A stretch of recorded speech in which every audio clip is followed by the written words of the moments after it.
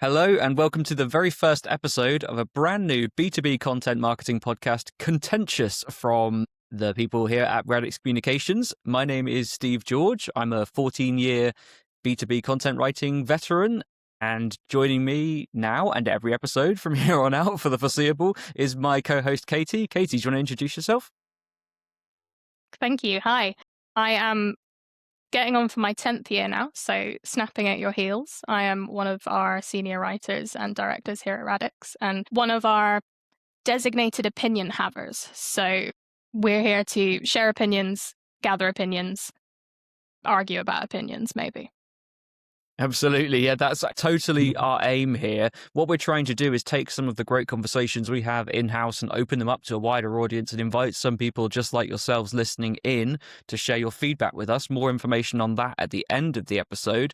But the idea behind Contentious is that every single month we take a new focus topic, something that's bothering B2B marketers or on their mind or hitting headlines.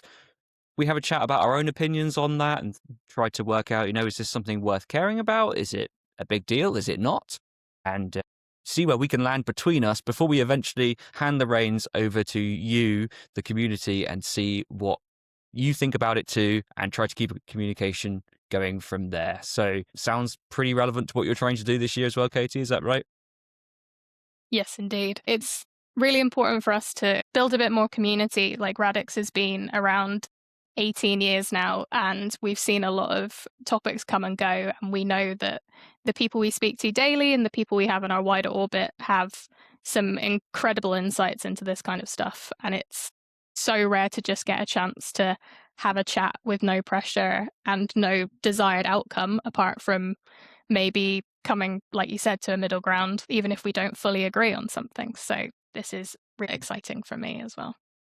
Perfect. Yeah, really, really glad to hear it. And yeah, think it's going to be a cool thing for all of us to embark on. So yeah, on the format, most episodes will begin with reflections on the last month's topic, as we say, gathering feedback from you, the community, and making sure we circle back round to that to keep the conversation going.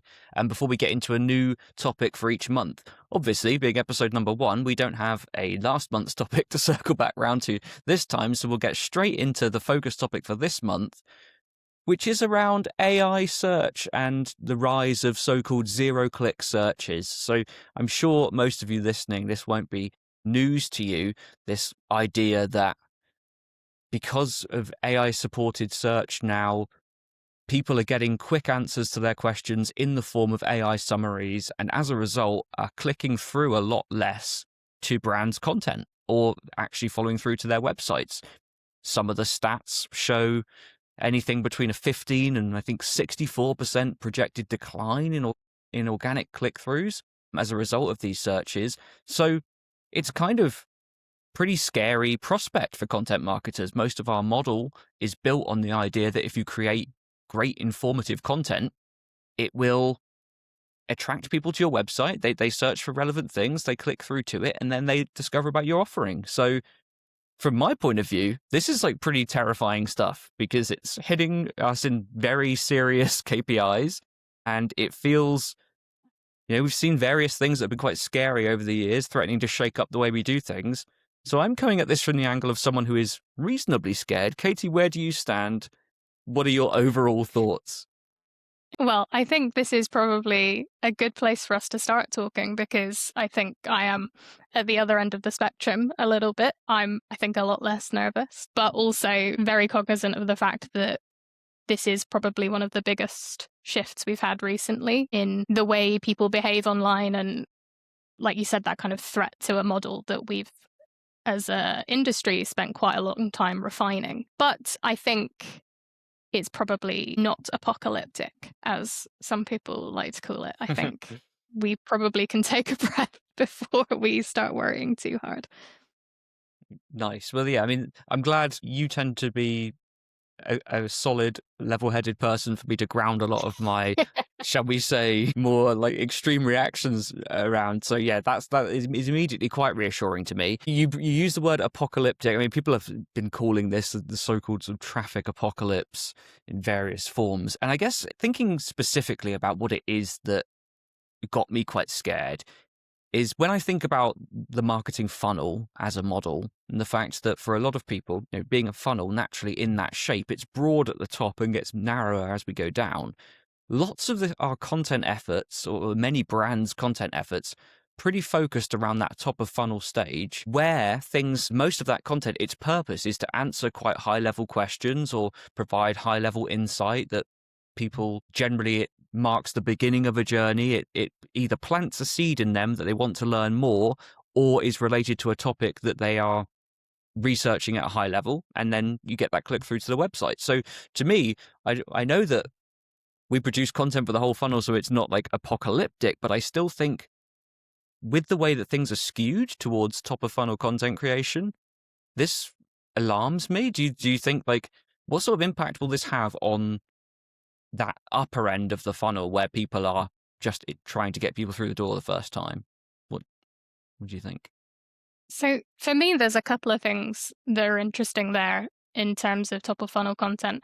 Firstly, the kind of funnel concept as a whole. I think we should probably reflect on the fact that a lot of people these days, buying journeys are very complicated. People don't necessarily start in, position 0 right at the top and follow it through the way we want to.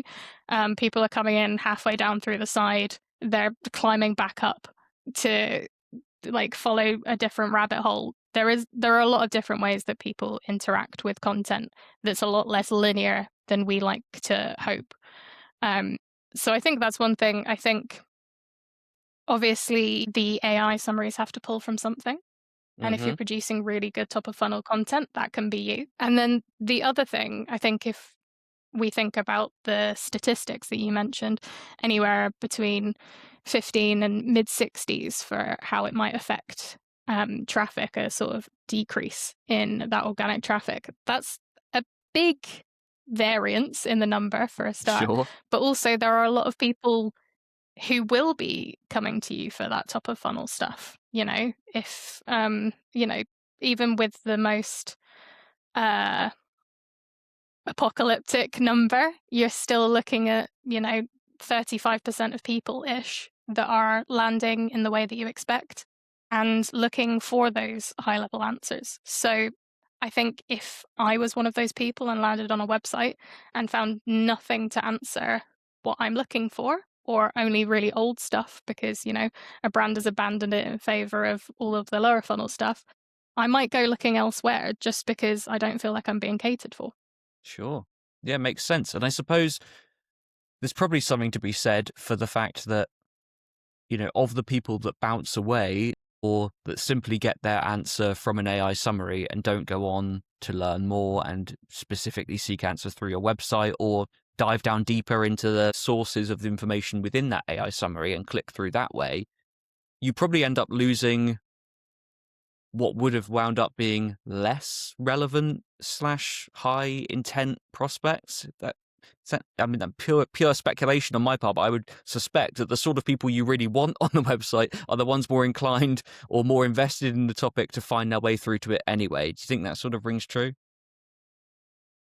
Yeah, I think so. I think this is where it becomes massively important to have a good string of marketing attribution tracking and a bit more understanding of what typically a prospect looks like when they land on your site and where they land on your site, because that gives you a good idea, like you said, of the level of intent. The B2B buying cycle is famously very long and very complicated. I think it's very unlikely that someone will do a single Google search, read the AI summary, go, that's the one for me, and never go any deeper. So what's most likely, I think, is people will be doing a lot of these small searches to kind of fill in pieces of their puzzle and get an idea of what they want. And then theoretically, they should be much better informed by the time they get to you.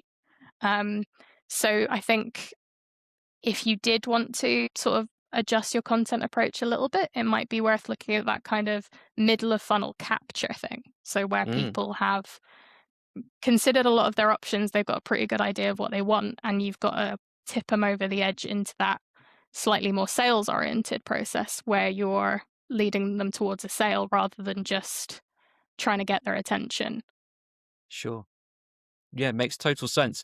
And I think in terms of adapting what's going into content. And, as you say, one potential approach is to make sure that that middle of funnel to bottom of funnel is super strong for when people do land.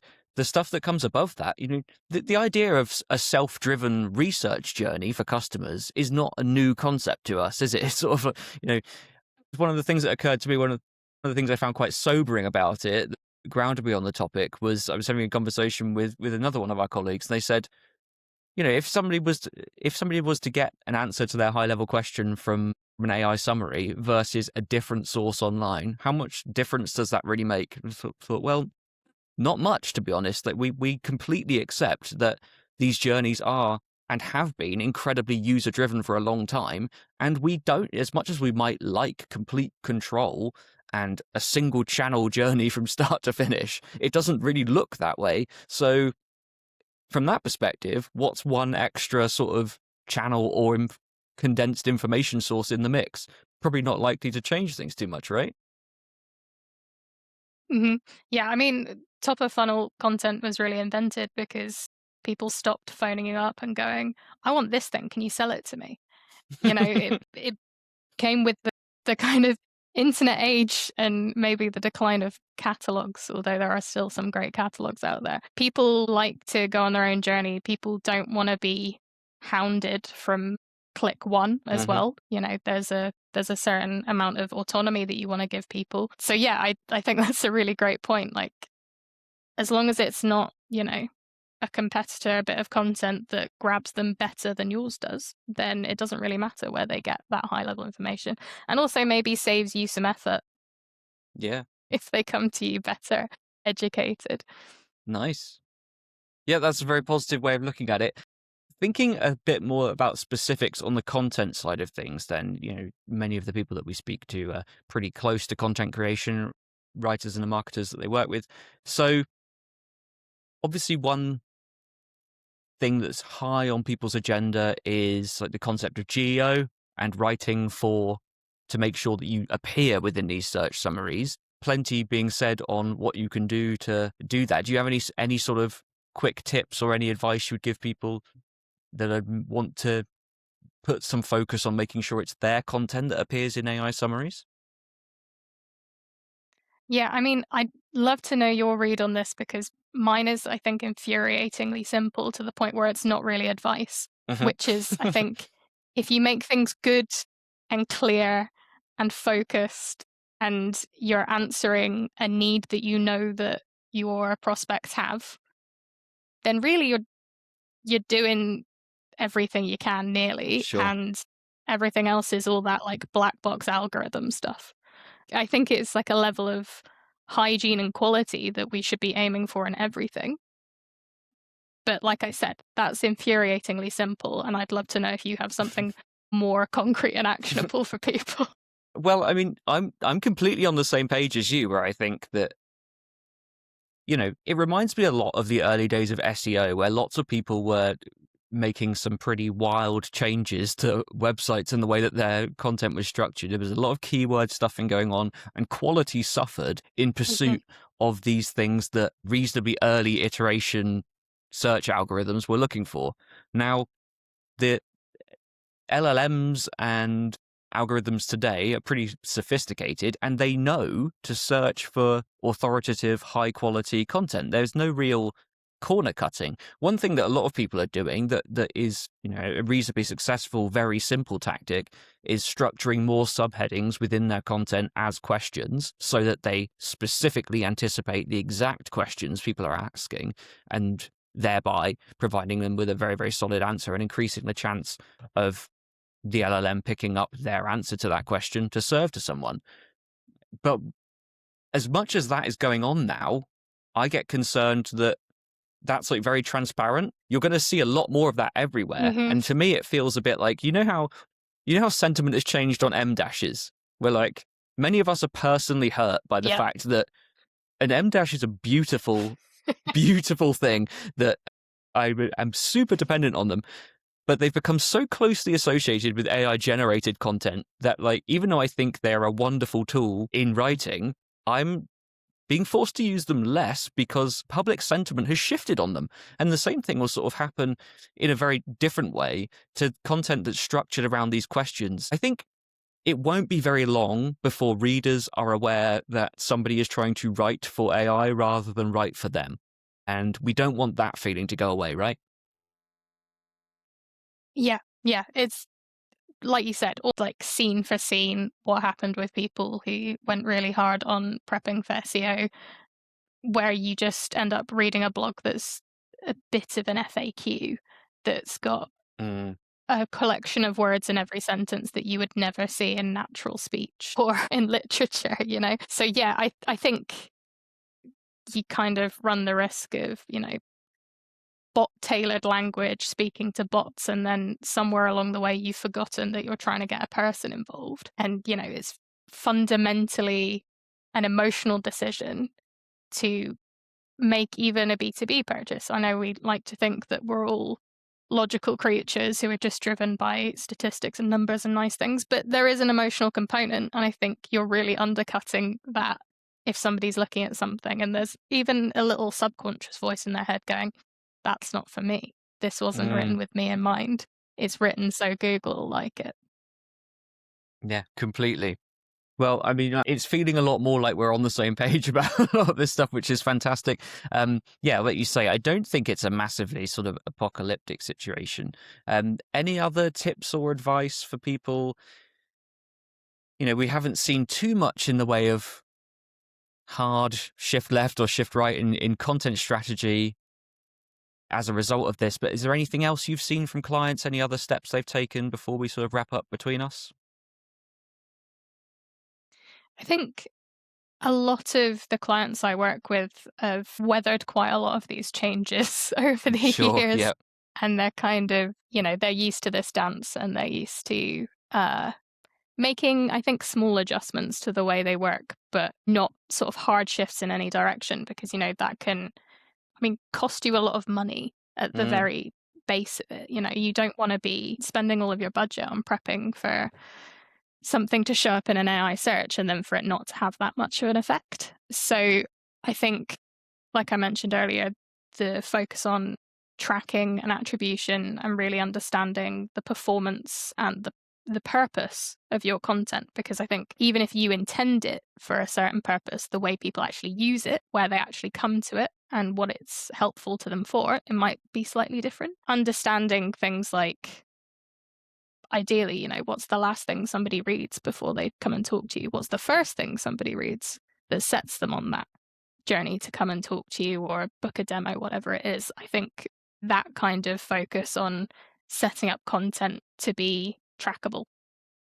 So good contextual, constant CTAs, things that are useful for both sides. So for the prospects and for the marketers, I think that's really what I've seen. I don't think I've seen a great deal of shift in, you know, the tofu versus bofu thing. I think people are still understanding each level and each kind of content's role in that process. I think maybe we might see bigger shifts as we see some more comprehensive and specific data about how this is affecting behaviors. But yeah, at the moment, I think most of mine are kind of staying the course. Have you seen any big shifts on your side? Yeah, not really. It's mostly been in the area we talked about with those minor tweaks to how content is structured. I've had plenty of people ask me to make sure subheads are structured around questions, plenty of people making sure that they're, yeah.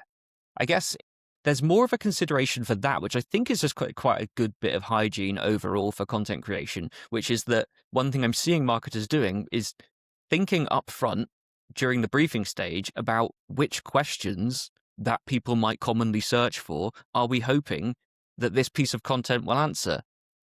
And even if that piece of content isn't pulled on by the LLMs to fill the summaries, it's still just really, that's a great step in producing very valuable content anyway, because you should always be asking that. Like, that's just a different way of phrasing, like, what are we providing that's of value to our audience? What is it they want to know that we can tell them? What is it that they don't know about a topic that they are currently researching that we can tell them this time?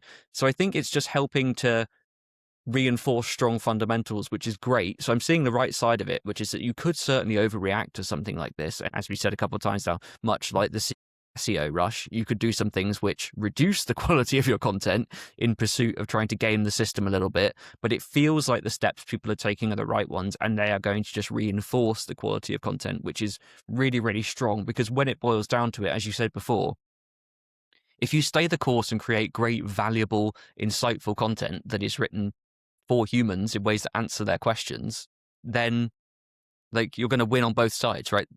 The readers will like it, it will attract prospects, and the LLMs will pick it up. So yeah, I think people are taking the right moves, but I'm eager to see what people have to say. With that said, I think that's probably about as well as we can conclude the topic between the two of us for now. I don't want to speak for you, Katie. If you've got more to say, stop me. Stop me if you do. But I think from now, what we really want to do is hear from you, as we said at the top of the episode. So what kind of effect do you think that AI and zero-click search will have on your traffic? Do you have plans to change your content strategy in response, or how your content is structured? Are you completely unfazed by any of this and continuing business as usual?